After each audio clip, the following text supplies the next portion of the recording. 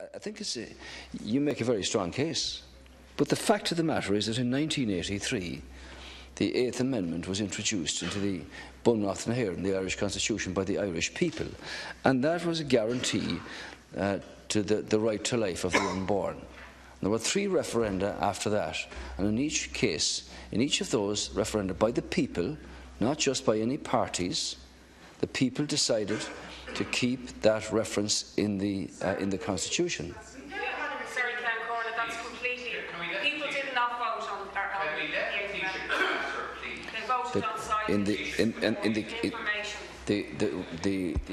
the insertion into the Constitution of the Eighth Amendment guaranteeing the right to life of the unborn was endorsed by the people, interpreted by the Supreme Court.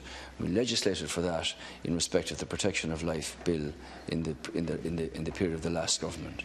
It's not just a case then of saying take it out and repeal it. In order, as you're aware, to change the Constitution, to insert anything into the Constitution, you have to have the approval of the people. So what question do you want to ask them? They've been asked this question before, both in respect of the removal of suicide as an area to narrow the Eighth Amendment, and they rejected that. And there were other referenda on the question of abortion.